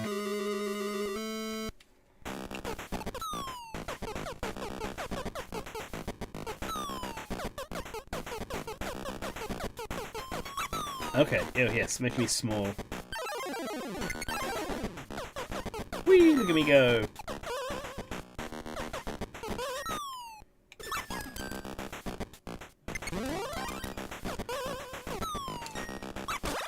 Ah, damn it.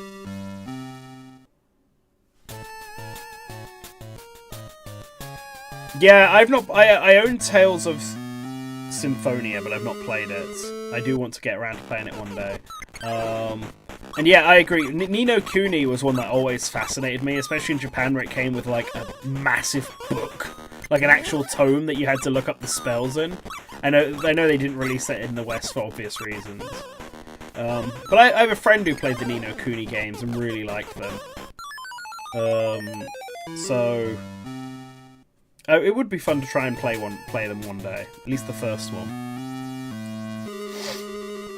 But like, I just bought in this similar vein, I just bought like Atelier Ryza the other day because it was on sale, and like I felt like that's a game that's falls into the same bracket as like Persona and Nier Automata of this last generation, of like an IP that has been around for some time and just has never blown up until one specific game happened.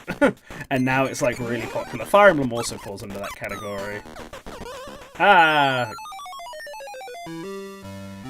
It's like Fire Emblem Awakening, Nier Automata, Persona 5, Atelier Ryza.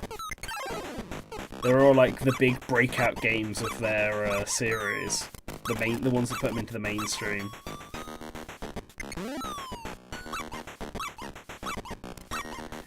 So I was like, well, you know, with Super Smash Bros., you never know what's going to happen. And while Ryza's time might have come and gone, there's always a chance that they put... there's always a chance that they put an Italian character in Smash, and if they did, it would probably be Ryza.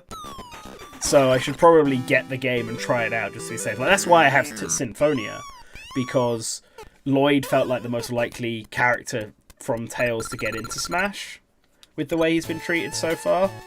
So let's get Tales of Symphonia and actually play his game. Hey, it's this level. This is the Donkey Kong Jr. level, isn't it? That's where you capture Donkey Kong Jr. Because it's just the boss battle from Donkey Kong Jr. Which is a fun nod.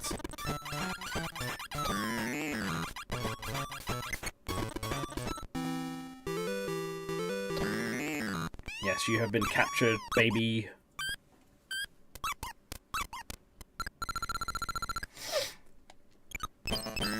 Now Donkey Kong's pissed though.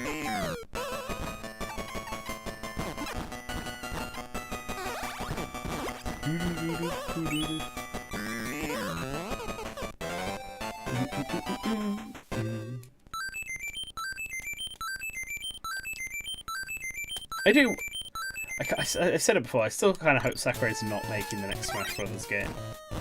And that we get to see some cool project from him. I would also like to see Kid Icarus Uprising HD at the Switch event. Oh man, what's this music? I don't remember this.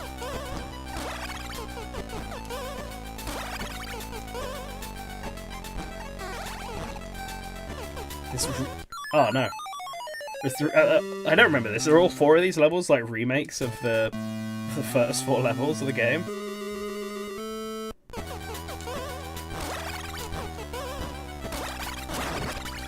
You can't stop Mariner, he's too powerful.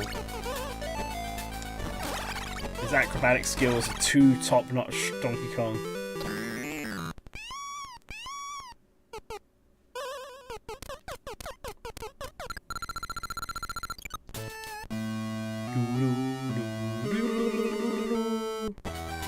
Oh no, this is a completely different type of level. I was gonna say.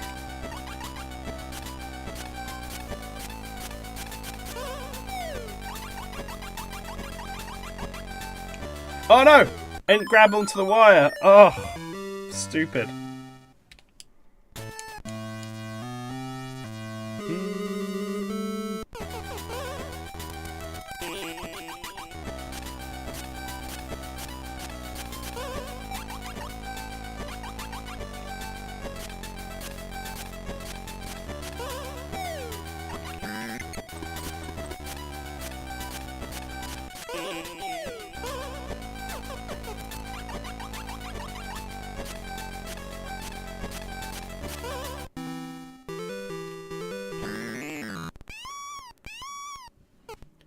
Yeah, Persona 4 Golden, I never played that one, I only played the original Persona 4. I'm kind of expecting them to do a Persona 4 remake, so I might replay it when that comes out. I really like Persona 4. It was my first Persona game, so there's almost certainly some bias to that. But like, its cast of characters is still my favourite of all the Persona casts, which I know is apparently a controversial opinion. Oh no, Mario, no, you're dead. But like, I really like them.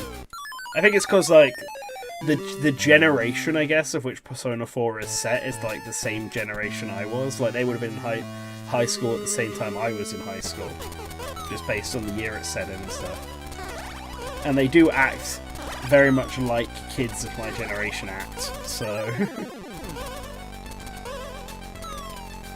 which I know doesn't necessarily gel as much with people anymore. But it's the times, man. Come. You need one of them, what are they, you know, when you see like an old film, it's like, cause content within this is, was acceptable at the time, but blah blah blah.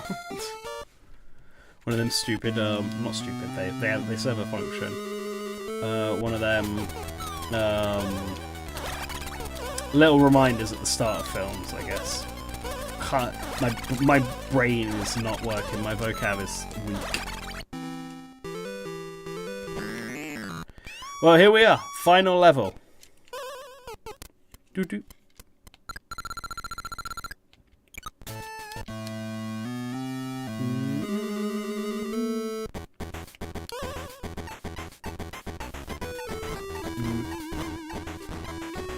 What is this song? I do not remember this song at all. This is a Donkey Kong song?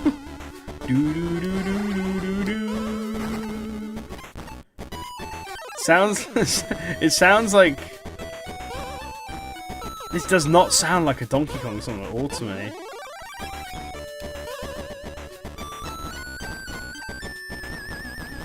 I'm trying to think what sort of game I feel like this makes more sense in.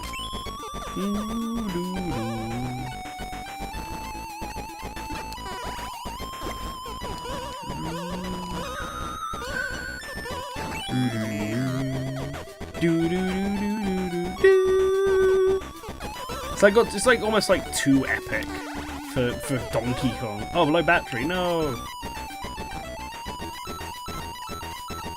It's alright, you can still do it. Famicom controller, I believe in you. It's hard to tell how much power these things have because they don't exactly have like.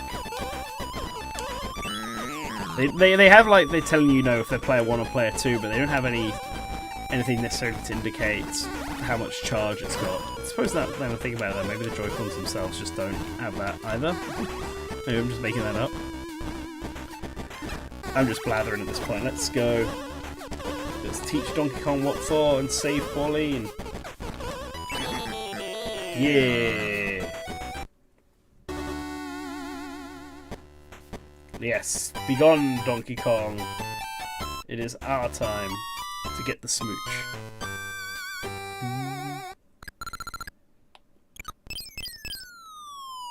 Bye-bye, Donkey Kong. Farewell. Yeah, so now we've beaten the game. We've definitely beaten the game. There's nothing else to this. It's all over. Thank you guys for being here to watch me. Wait, why are we still going? Oh no, the castle smiled at me. Yes, I know. There's a secret boss. Well, not a secret boss. An actual final boss.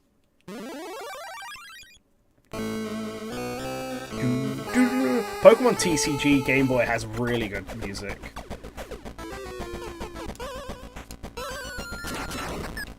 Donkey Kong, did he eat the Mega Mushroom? Is this how we know this is the Mushroom Kingdom? Because he ate the Mega Mushroom and is now Big Monkey?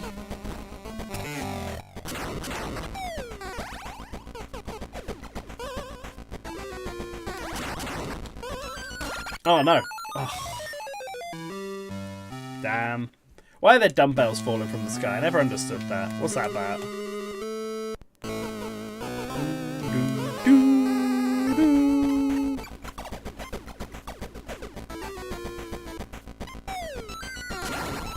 No, in fact, why are barrels falling from the sky as well? I suppose that should be questioned. That should be the first thing I ask.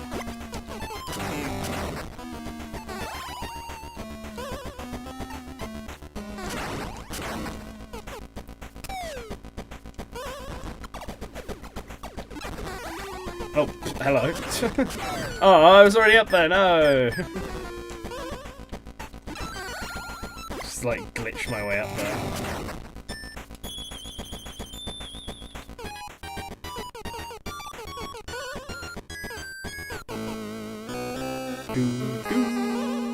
Phase 2.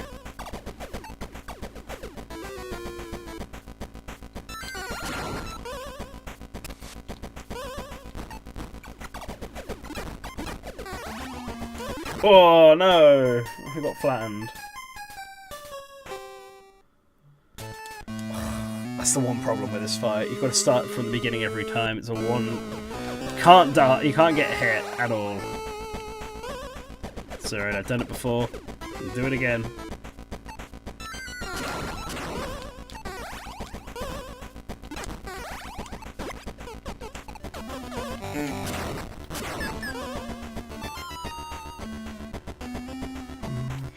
Oh no! I didn't mean to do that. Oh, come on! That's not fair.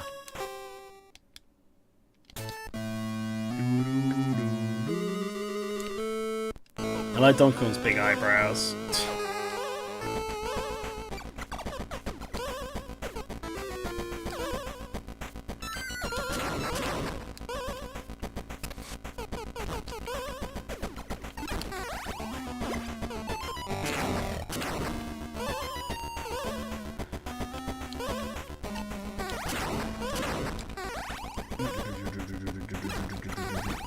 Who is the composer for the original Donkey Kong theme, actually thinking about it? Like the do-do-do... Because I feel like this was a pre-Kotabe, right? Like, Kotabe was there... No, I keep saying Kotabe. That's not his name either.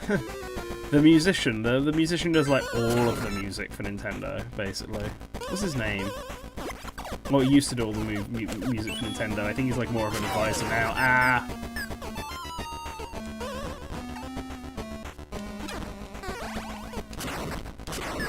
And what is his name? Why can I not? It's just because I'm concentrating on this, so, like, I'm forgetting everything. Oh.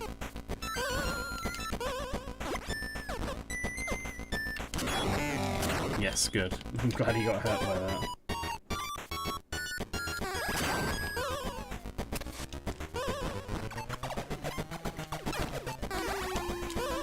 Oof. Mean.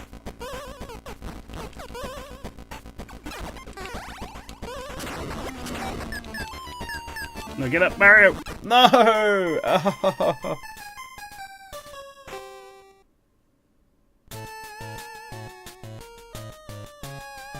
Cheeky Tong Ancestor Battle. So you mean Nanten, not Nathan, right? Yeah, if you want. I'll listen to it after this.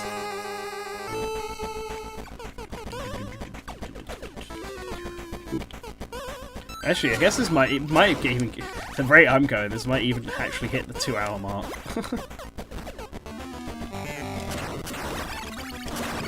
Yeah, look at that. Mario acrobats are here.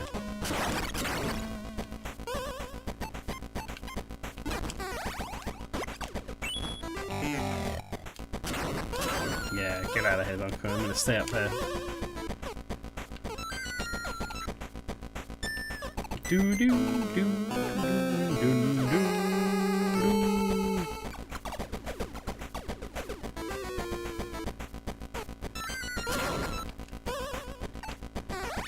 Yeah.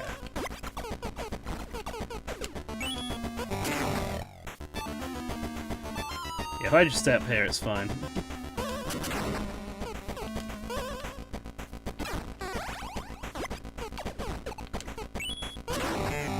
Yeah.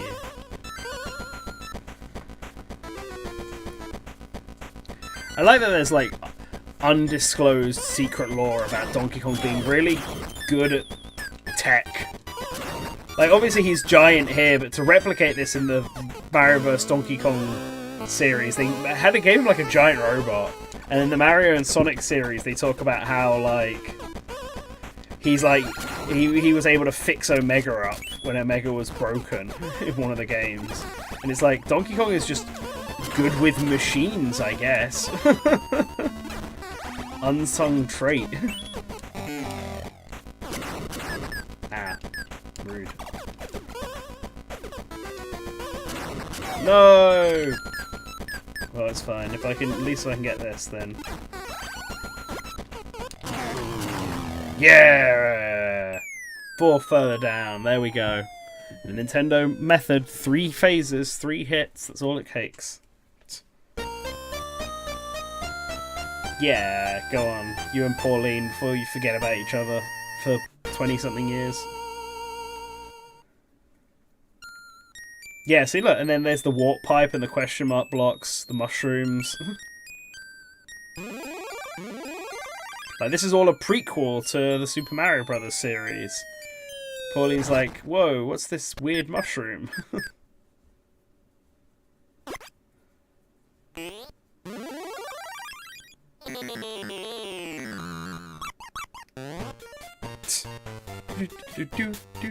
Yeah. And then they all take a group photo together, like, what?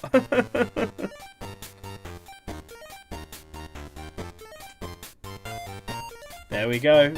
You got to watch it with me. You got to experience it with me. This is peak video games right here. Do, do, do, do, do.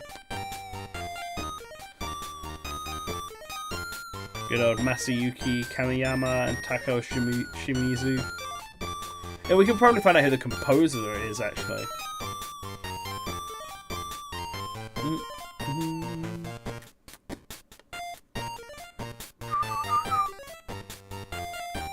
Moto, that's a good name. CG designers. Is that like the cutscene graphics? Was that just... Oh, Takuya Oh yeah, Mamura did say that he worked on this game on Twitter. So the sound composer was Taisuke Araki. Interesting. I need to look up what other games he's done. Taisuke Araki.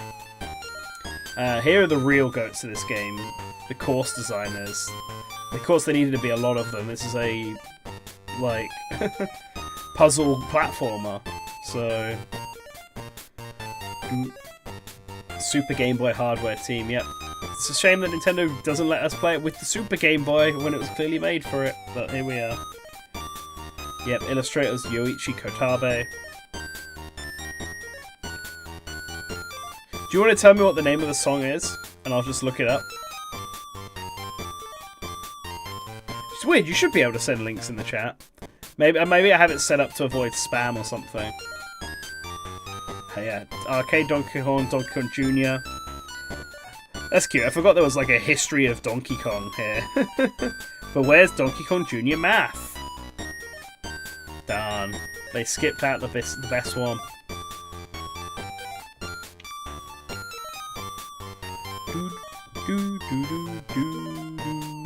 The end. Yay! Well, that's Donkey Kong. Donkey Kong 94, as it was known in European and PAL regions. The best Game Boy game that Nintendo ever made. It was peak stuff. It was a great way to cap off the Donkey Kong arcade series.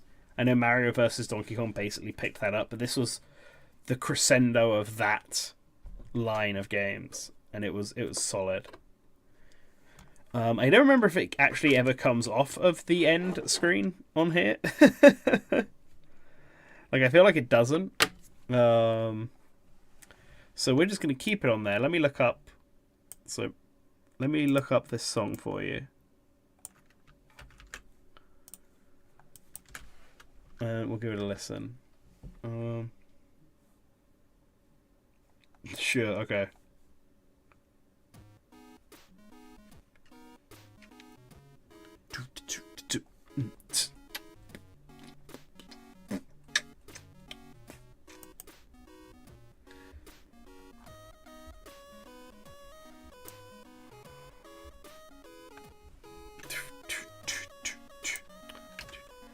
This is the song, right? Jewel Thief. Yeah, this is a pretty good bop, actually. Who's the composer for this? Oh, this is made by the designer for this was Alexei Pajitnov, the guy who made Tetris.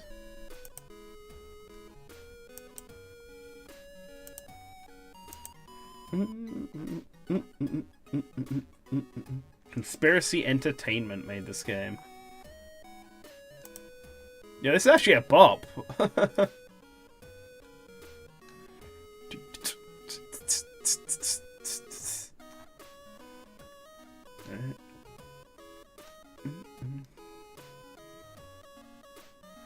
Let's see if I can, so Microsoft Puzzle Collection, Moby Games.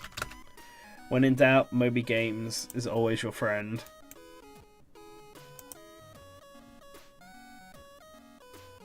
Because this is a Game Boy port of what seems to be like a PC game, which would make sense. I wonder if... So I wonder if this is a song that was in the PC version that they then brought over to Game Boy. It's pretty impressive for a Game Boy game song, though.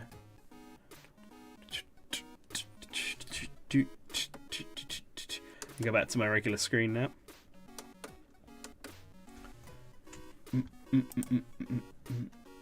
So 16 people worked on this game.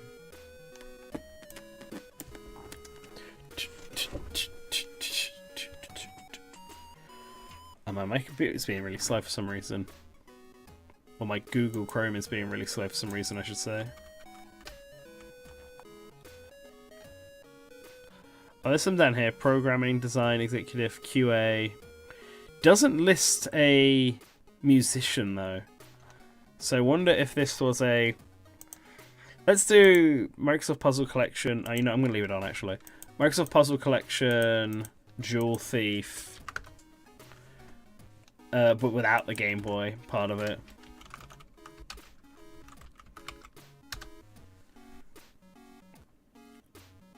I'm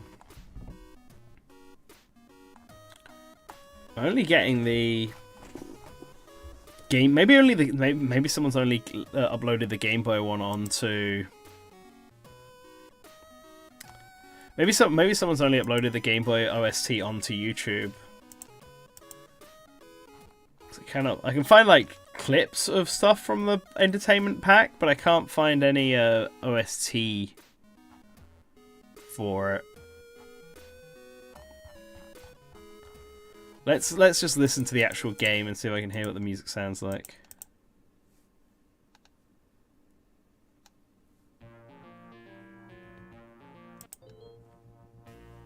Oh no, that was like just the opening for it. That's not the actual game itself. Here we go.